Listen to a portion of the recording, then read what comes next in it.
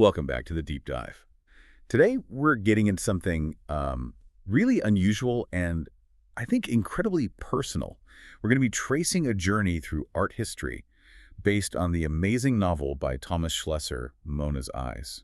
It's more than just a book, though. It's really a curriculum, a 48-week crash course in art history designed for, well, for the most urgent reason you could possibly imagine. Right, saving a child's mind. It's this deep dive into a series of what he calls psychological therapy sessions in the great museums of Paris. Exactly. We're talking the Louvre, the Orsay, Beaubourg, and the goal is to see how art, everything from Renaissance masters to, 20th century abstraction, becomes a tool for survival, for resilience. Okay, so let's unpack the setup because the whole story is built on this foundation of just immense fear and love. It is. It centers on this 10-year-old girl, Mona, and she has this terrifying experience. She goes blind temporarily. Yes, just for a moment. The world just goes black and she cries out, "Mommy, it's gone all black." And the doctors, they don't know why.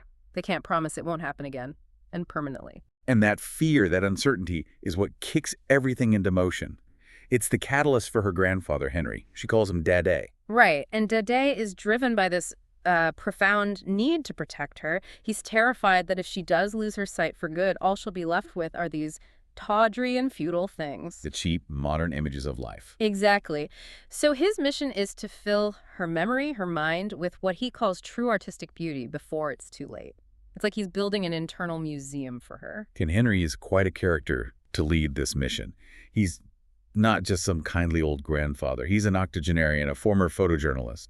And he's a man literally scarred by history. He has this very visible scar from his time in Lebanon back in 1982. A knife attack, right, near the Shatila camp. Yes, it tore through the side of his face and cost him the use of his right eye.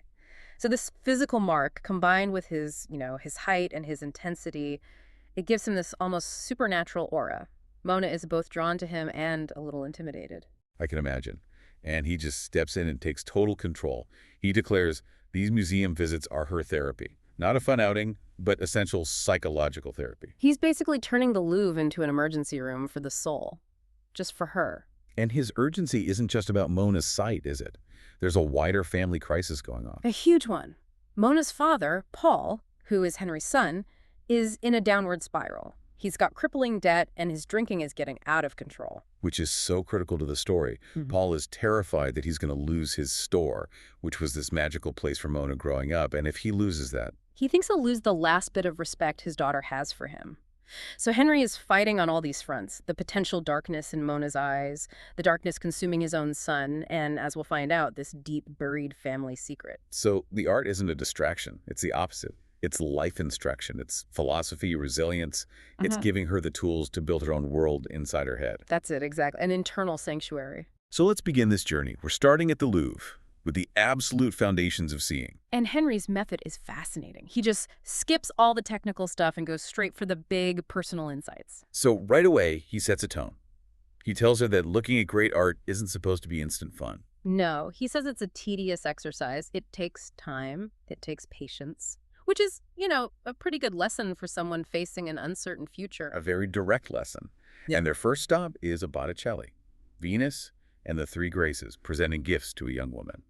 But it's not the famous one everyone knows. Not at all. This is a fresco from around 1485, and the key thing is that it's damaged. It's cracked. You can see its age, its fragility. And that's a first lesson right there, isn't it? The imperfection. It is. He uses those cracks to teach her about patience, about accepting that things aren't always perfect. The painting itself is an allegory. Mona just sees beautiful women, but Henry explains the deeper humanist meaning. Which is all about cultivation. That improving nature is really about improving human nature. Precisely. It's telling you to look inward, to cultivate your own inner garden, your flaws, your hopes, your fears. It's a heavy-duty lesson for a 10-year-old, but he's telling her, the world might be cracked, but you can tend to what's inside you. That is a heavy lesson. But I guess he's not trying to shelter her. He's trying to arm her. Exactly. And that's amplified when they move to Raphael's The Beautiful Gardener, the Virgin, Jesus, and John the Baptist. And Raphael is all about perfect harmony, balance. Yeah. Everything looks serene. On the surface, yes. But that visual perfection hides this incredibly unsettling paradox. Okay, what's the paradox? You see the Virgin Mary, the serene, smiling mother, looking at her child. But Jesus, the baby, is reaching for a book on her lap. And that book foretells his crucifixion. Wait, so she's smiling even though she knows her son is going to die a horrible death. Mona must have been so confused. She was completely baffled. It makes no logical sense. But Henry explains that these aren't real people showing real-time emotions. They're symbols. And the lesson is detachment. Yes. The lesson is to cultivate detachment when you're facing your destiny, whether it's something inevitable or, for Mona, the potential of going blind. That calm, smiling mother is a model for how to stay composed even when disaster is looming. I'm trying to wrap my head around teaching a 10-year-old detachment. Is he telling her to just, suppress her fear about her dad's problems? I don't think it's suppression. It's about perspective. It's about being able to step back from the immediate panic and see the bigger picture. Raphael's painting is so ordered, so calm, precisely to give you that mental distance. So you can find a kind of quietude, even if you know the ending isn't good. That's the idea. And from that quietude, they take a huge leap into sheer emotional intensity with Michelangelo's The Dying Slave. Which was part of that huge tomb for Pope Julius II. This is just raw energy in marble. It is. And this is where Henry introduces some pretty high-level philosophy. He talks about Neoplatonism. The idea that the body is a prison, right? Yeah. And you have to escape it to get to the world of ideas in the mind. Exactly.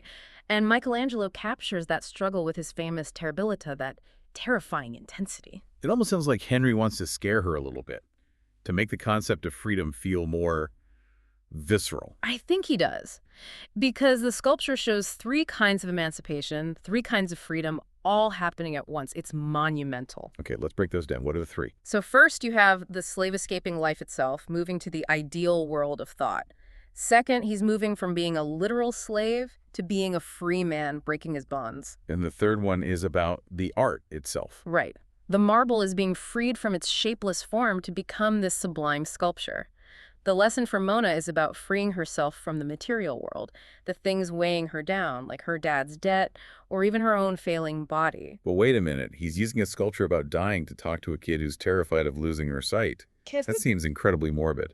It's a huge risk. But I think for Henry, the idea of deliverance is more powerful than the fear of death.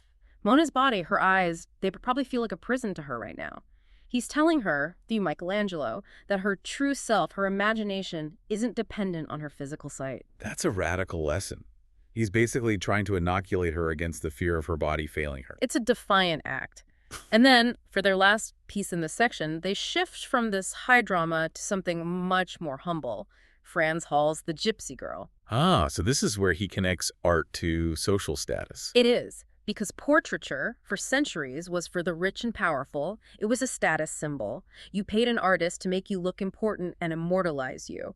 Halls just throws that tradition out the window. He picks a subject who, in the 17th century, would have been seen as an outcast, someone with a vulgar reputation, maybe? Definitely. But he paints her with the same dignity, the same attention to detail as he would any wealthy merchant.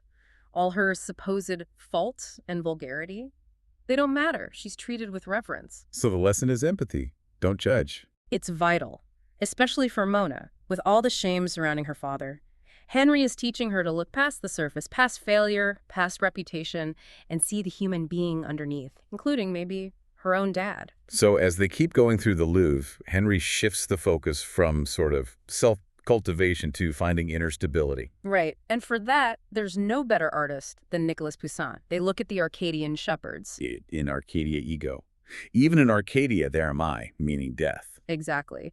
And Poussin is the complete opposite of Michelangelo's turbulence. He's all about sobriety, stability. He rejected emotional excess. He famously called the Baroque style an irregular pearl, something messy. I can see why Henry would choose this for Mona.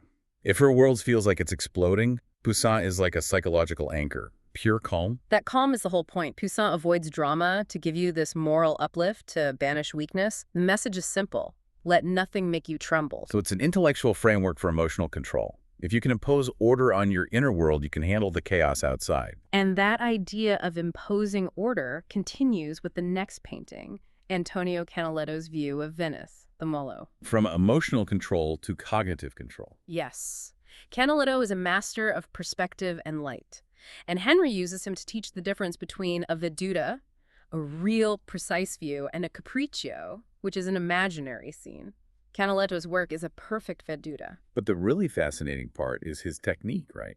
How he handles the water, It's incredible. He uses layers of glaze to get this amazing light, but he also paints these tiny, fine white lines on the water of the lagoon. which makes it look solid, like mineral paving, as Henry calls it. He literally turns the liquid world into something solid and permanent, and that's the philosophical lesson. He's frozen the world. So Henry is telling Mona to do the same thing, to pause the world so she doesn't become its plaything. Exactly. Don't be at the mercy of its whims. He even points out the little human figures in the painting. They're just staffage, accessories. They don't matter. Only the grand, stable structure does. So he's telling her to mentally freeze the fear about her dad, about the debt, about her eyes. Just stop the narrative and get some distance. Precisely. It's about finding the stable structures that will endure even when the little figures are in distress. And then they shift gears completely. They end their time in the Louvre with a painting that's all about social change and identity. Marie-Guillemine Benoist's portrait of Madeleine. Which for a long time was just called Portrait of a Negress. Right. And Benoist herself is a really interesting figure. She trained with Jacques-Louis David, the great neoclassical painter, but she was determined to make her own name. You can even see it in her signature. She signs with both her maiden name and her married name, Laville Leroux F. Benoist. She's asserting her professional identity. And the subject, Madeleine, a servant from the West Indies, is painted with this incredible dignity, this intimacy that was usually reserved for, aristocrats. Henry makes a point of the recent title change to actually give her back her name. It's a complex painting. There's the exposed breasts, which art historians debate. Was it to appeal to male buyers or a symbol of fertility or something else? But Henry kind of bypasses all that. He goes straight for the social message. He does. For him, the core lesson is that art can eliminate segregation. It asserts this woman's individual identity completely regardless of her status or the color of her skin. It's a powerful statement. And it connects right back to the Frans Hals painting. It shows this through line of artists who challenged the social order. We're crossing the river now, from the classical world of the Louvre to the Musée d'Orsay. This is the art of the modern world, from 1848 to 1914. So we're leaving eternal order behind and getting into the messiness of modern life and the inner psyche. And you can't talk about messiness and confrontation without Gustave Courbet. They start with his enormous painting, A Burial at Ornans. It was a bombshell when it was first shown, a manifesto, people called it, for democracy in art. Because of the scale, right? He painted a funeral of ordinary small-town people on a canvas the size of a history painting, a size usually reserved for kings and gods. Exactly. He was forcing the Parisian elite to look at the reality of the common person. And this was painted right after the 1848 insurrection, so it was politically charged. Critics called him an agitator. And Henry leans into that interpretation. He suggests the person in the coffin is Courbet's grandfather, who was part of the French Revolution. Right, so the painting becomes a symbol. The revolutionary ideal may be buried for now, but the people, the ordinary people, are still standing. They endure. The lesson for Mona is what? Be defiant. Shout loud and walk straight. Don't be silent about what matters, even when things seem hopeless. And this idea of the dead still being present continues with the next piece, doesn't it? Henri Fantin-Latour's homage to Delacroix. Yes, which taps into that whole 19th century fascination with spiritualism. The painting shows a group of artists gathered around a portrait of Delacroix, who had recently died. So Delacroix, the great romantic painter, is there in spirit, even though some of the artists in the painting, like Whistler, were already moving past romanticism. And the lesson for Mona, who has this family mystery hanging over her, is simple but so powerful. The dead don't abandon us. Our ancestors don't expect us to be just like them. They expect us to be worthy of what they were by being brave and taking our own risks. That's a really comforting thought for her, I'd imagine. Okay, this next one feels like a critical turning point for Mona's actual condition. Gustav Klimt's rose bushes under the trees. This is where Henry directly addresses the subconscious. Klimt was part of the Vienna Secession, a total provocateur. And Henry points out this amazing historical tidbit. That he was neighbors with Sigmund Freud. Literally neighbors. No, 19 Burgess. Klimt and the father of psychiatry. And the painting itself, this blurry, almost abstract orchard, it makes Mona think of an explosion. It's chaotic to her. And Henry uses that word explosion as the key. He does. He explains that strange, chaotic association is her subconscious breaking through. It's the hidden part of our minds where our fears and desires are buried. And sometimes it can cause physical symptoms. like her temporary blindness. So he's basically giving her a therapy session right there in the museum. The goal isn't to analyze the feeling, but just to express it, to get it out. To feel lighter, to feel more serene. It's an incredible moment. And the final takeaway he gives her is so beautiful. The heaven of colors is inside your head. He's empowering her, telling her that her inner world is vast and powerful no matter what happens to her eyes. From that inner heaven of colors, we go straight to the chaos of Vincent van Gogh, the church at Auvers. And if Klimt's painting was a blur, Van Gogh's is just unstable. The lines of the church are swaying, the colors are all wrong, like that orangey roof. It's unsettling. And Henry connects this directly to Van Gogh's own struggles, his alcoholism, his mental health. He calls it a drunken gaze or a split mind. Right. Van Gogh is pouring all his personal suffering and euphoria onto the canvas. But Henry also emphasizes how sensitive he was. He calls him hyper-empathetic. He felt everyone's pain. And the lesson for Mona: pin down your dizziness. Yes. Van Gogh is trying to capture the pulsating energy he saw in everything. By painting his dizziness, he takes control of it. It's another example of turning personal chaos into art. But I have to ask, isn't that a bit risky? Showing a painting that looks like a split mind to a girl who's dealing with psychotraumatic symptoms? Couldn't that just reinforce her own chaos? It's the constant risk of Henry's method. But he's not just showing her chaos. He's showing her the act of controlling the chaos. Yeah. He's showing her that even someone as broken as Van Gogh could channel that into something beautiful and find joy in it. It's proof that you can survive it. That makes sense. It's a model for survival, not a mirror of her fear. So, last stop at the Orsay is Piet Mondrian. Haystacks. And this is Mondrian in transition. He's moving away from his earlier style, getting influenced by things like Theosophy, and starting his journey toward the pure grid. You can see the beginnings of it. The haystacks are simplified, more structured. It's the start of his revolution, and the lesson Henry draws from it is maybe the most counterintuitive one for us today. Simplify. Just simplify. Mondrian strips everything down, his process, his colors, his subjects. Henry tells Mona that real transformation comes from subtraction, not from adding more complexity. To deal with her fear, she has to shed the non-essential worries and find the basic, stable lines underneath. We're at the final museum now. Yeah. Beaubourg, the Centre Pompidou, the home of modern and contemporary art. And the art here is definitely the most challenging. Which feels appropriate. Henry is preparing her for the final, most challenging revelation about her family. And they start with Marcel Duchamp. The bottle rack. They're ready-made. Yes. A mass-produced, ordinary object that Duchamp just selected. He didn't make it. He just declared it was art. This throws everything Mona has learned about skill and craft completely out the window. So Henry forces her to ask the big question. When does something become art? And Duchamp's radical answer, as Henry explains it, is that it's the viewers who make the paintings. The power shifts from the artist to the audience. It's about the idea, the concept, not the object itself. A huge psychological shift, and Mona gets it. Later, she decorates her dad's wine rack with key rings and realizes she's made her own sculpture. She's imposed her own artistic will on an object. She's become the authority of her own perception. That's it. From that intellectual puzzle, they pivot back to pain and the body with Frida Kahlo's The Frame. An artist whose whole life was defined by suffering. Polio, that horrific accident.